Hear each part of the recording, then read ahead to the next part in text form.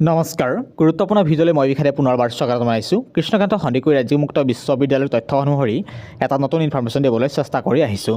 ইতিমধ্যে যোৱা কেইদিনমানৰ আগতে এখন গুৰুত্বপূৰ্ণ জাননী জাৰি কৰা হৈছিল দীক্ষান্ত সমাৰোহ বা কনভকেশ্যনৰ ওপৰত কেন্দ্ৰ কৰি। গতিকে কেনেকৈ আবেদন কৰিব লাগিব, কি পইণ্ট উল্লেখ কৰিব লাগিব, এইটো ইনফৰমেশ্যন দিব বিচাৰিছোঁ নটিছখনৰ মাধ্যমেৰে। লেটকৈ হ'লেও এটা গুৰুত্বপূৰ্ণ ইনফৰমেশ্যন দিবলৈ চেষ্টা কৰিছোঁ। নটিছ আহিছিল office of the registered Krishna Kanta Handiqui ৰাজ্যিক মুক্ত বিশ্ববিদ্যালয়, head office Patgaon Rani, Guwahati 17, city office NH 37 Resham Nagar Khanapara, Guwahati 22। নটিছখন publish কৰিছিল 4/2/2025। এতিয়া চাওঁ গুৰুত্বপূৰ্ণ নটিফিকেশ্যন। ইয়াত উল্লেখ কৰা হৈছে this is for information of all the concerned date the 7th convocation of the university is scheduled to be held on March 3, 2025 at the Khanapara campus of the university for conferring the degree, diploma and certificate to all the qualified learners whose result have been declared during the period 1/1/2024 to 10/2/2025। ইয়াত স্পষ্টকৈ জনোৱা হৈছে কৃষ্ণকান্ত সন্দিকৈ ৰাজ্যিক মুক্ত বিশ্ববিদ্যালয়ৰ ফালৰ পৰা সপ্তম বা 7 দীক্ষান্ত সমাৰোহ বা কনভকেশ্যন অনুষ্ঠিত হ'বলৈ গৈ আছে। কনভকেশ্যন অনুষ্ঠিত হ'ব March 3, 2025 আৰু তাৰ বাবে নিৰ্দিষ্ট আপুনি এপ্লাই কৰিব লাগিব। এপ্লাই আপুনি কোনবোৰ প্ৰগ্ৰেমত এপ্লাই কৰিব পাৰিব ইতিমধ্যে গম পালে। ডিগ্ৰী, ডিপ্ল'মা, চাৰ্টিফিকেট প্ৰগ্ৰেমত সুন্দৰকৈ আবেদন কৰিব লাগিব। তেতিয়া আপুনি কনভকেশ্যনখন অৰ্থাৎ বহি আপুনি সুন্দৰকৈ চাৰ্টিফিকেট ল'ব পাৰিব। গতিকে তাৰ বাবে আপোনাৰ এলিজিবিলিটি কি কথা উল্লেখ কৰিছে মনত ৰাখিব। যদি আপোনালোকে 1/1/2024 পৰা 10/2/2025 ভিতৰত যদি আপুনি যিকোনো কোৰ্চ ক্লিয়াৰ কৰিলে সুন্দৰকৈ কনভকেশ্যনৰ কাৰণৰ বাবে আবেদন কৰিব পাৰিব। এইটো প্ৰথম পইণ্ট মনত ৰাখিব। তাৰপিছতে পইণ্ট হৈছে to participate in the convocation the eligible candidates will have to apply online through the convocation portal in the university website www.kkssv.ac.in which will be open from 10/2/2025। গতিকে এই কনভকেশ্যনৰ আবেদন কৰিব লাগিব। আবেদন কৰাৰ লিংক খোল খাব অৰ্থাৎ অপেন হ'ব 10/2/2025 পৰা অৰ্থাৎ 10 ফেব্ৰুৱাৰী 2025 পৰা সুন্দৰকৈ আপুনি আবেদন কৰিব পাৰিব এই 7 কনভকেশ্যনৰ বাবে।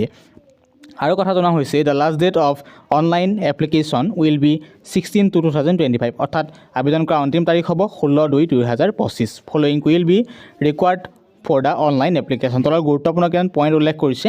পইণ্টকেইটা পঢ়িবলৈ সকলোকে অনুৰোধ জনোৱা হৈছে। ইয়াত মনত ৰাখিব খুব ইম্পৰ্টেণ্টলি শুনিব।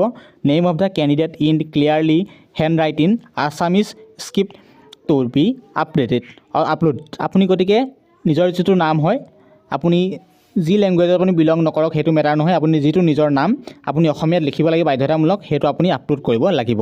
কেনেকৈ লিখিব সেইটো পৰৱৰ্তী পৰ্যায়ত ইনফৰমেশ্যন লৈ আহিম। বৰ্তমান এইটো কথা বুজি পাব যে আপুনি যি কেটেগৰী নহওক সেইটো মেটাৰ নহয়, আপুনি যি কোৰ্চ কৰক সেইটো মেটাৰ নহয়।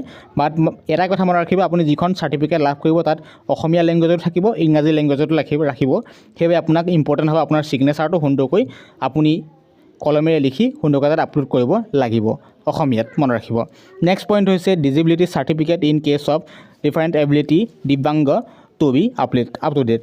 গতিকে আপোনালোকে কি কৰিব লাগিব, যিখিনি শাৰীৰিকভাৱে অক্ষম তেখেতলোকে যিহেতু এখন চাৰ্টিফিকেট যিটো এপ্লাই কৰিব, গতিকে আপোনালোকে সেই ডকুমেণ্টটো আপুনি তাত আপলোড কৰিব লাগিব। গতিকে সেইটো আপোনাৰ বিনামূলীয়া হ'বই। নেক্সট পইণ্ট হৈছে all online application have to pay convocation fee of ₹1,600 ₹1,600 only. There will be no fee for the differently able দিব্যাংগন।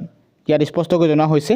Next হৈছে please note that due to limited number of seat in auditorium opportunity will be given to the aspiring of the learners of first come first serve basic to the maximum number of 450 learners. গতিকে seat capacity 450টাহে মাত্ৰ উল্লেখ কৰা হৈছে।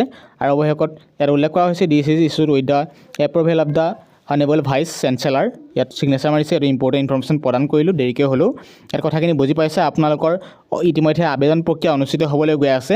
ইতিমধ্যে গম পালে 10/2/2025 পৰা আবেদন প্ৰক্ৰিয়া আৰম্ভ হ'ব। অন্তিম তাৰিখ হ'ব মাত্ৰ মাজৰ সময় খুব কম দিছে 16/2/2025 ভিতৰত আপুনি আবেদন কৰিব লাগিব।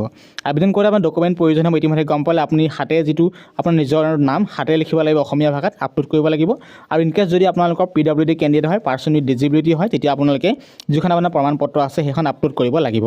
আৰু নৰ্মেল কেণ্ডিডেটসকলৰ বাবে আপুনি এপ্লাই যিহেতু মাচুল দিব লাগিব, ফিজ পে' কৰিব লাগিব কিমান 1600 টকা আপুনি ফিজ পে' কৰিব লাগিব। There will be no' fee for the differently able. তেখেতে যিখিনি শাৰীৰিকভাৱে অক্ষম তেখেতে কোনো ধৰণৰ ফিজ পে' কৰিব নালাগে। সেই ডকুমেণ্টটো কিন্তু দিব লাগিব। মনত ৰাখিব কোনটো ডকুমেণ্ট, ডিজিবিলিটি চাৰ্টিফিকেট দিব লাগিব বাধ্যতামূলক। গতিকে সেইটো মনত ৰাখিব। আৰু উল্লেখ কৰিছোঁ ইতিমধ্যে ইম্পৰ্টেণ্ট ইনফৰমেশ্যন প্ৰদান কৰিলোঁ। আই হোপ ভিডিঅ' ডেছক্ৰিপশ্যন নটিছখনৰ লিংক আছে, সুন্দৰকৈ সকলোখিনি জানিব পাৰিব। আৰু সুন্দৰকৈ নিৰ্দিষ্ট সময়ত আবেদন কৰি সুন্দৰকৈ আপুনিও তাত অংশগ্ৰহণ কৰি আপুনি সেই চাৰ্টিফিকেটখন ল'ব পাৰিব। তো এনেকৈ ধৰণৰ গুৰুত্বপূৰ্ণ আপডেট পাই থাকিবলৈ আমাৰ চেনেলটিক ছাবস্ক্ৰাইব কৰিব। ধন্যবাদ।